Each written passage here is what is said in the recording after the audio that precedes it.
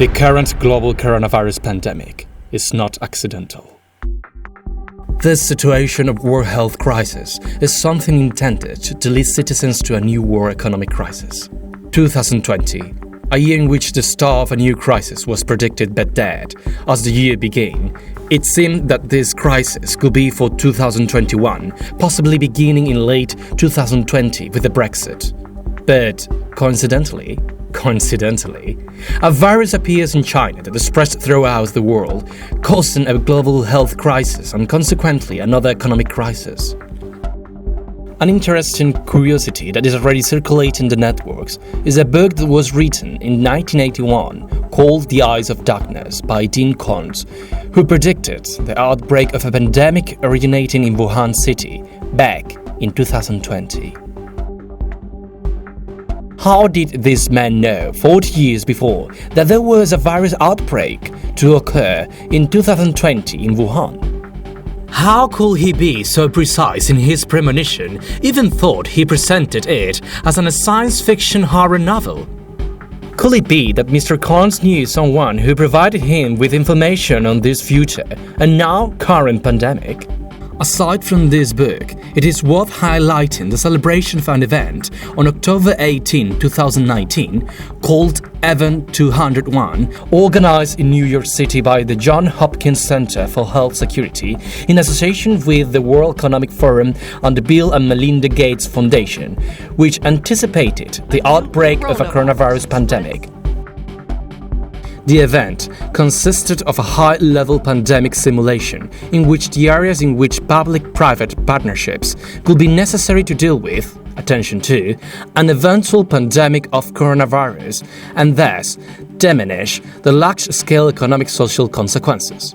Doesn't it seem extremely coincidental that on October 18, 2019, a few months before, in New York, an event was held that predicted a global pandemic with serious consequences for the economy and society?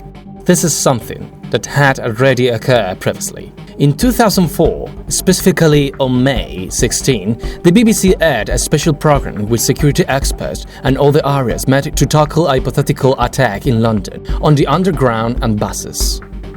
A year later, the attacks on the subway and public buses occurred. It should be noted that the program included Peter Power, then director of the security company Visor Consultants, associated with the British police, who appeared on the day of the attacks on television, claiming that they were at the scene of the attacks within the same hour, carrying out anti-terrorism exercises. What are we suggesting? Which is something intentional that our rulers have been? Please, in which minimally rational head does such an approach fit?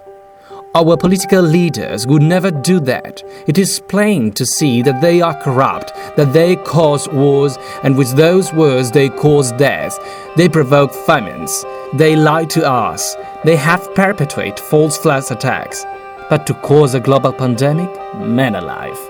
How insensitive and inhuman they could be.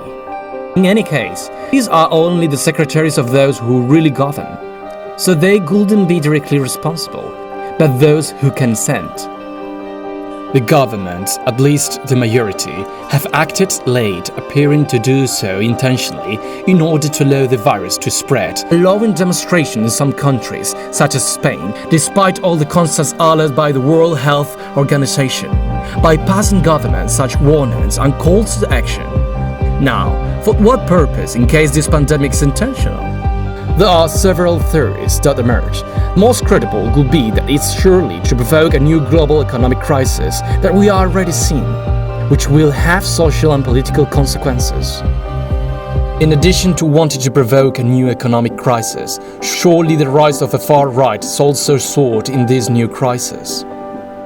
In times of crisis, people tend to become more radical when it comes to voting, since when their purchasing power is reduced or they find themselves unemployed, they opt for populist formation that encourages the need to preserve ours in the face of the threat from abroad that comes to take it from us.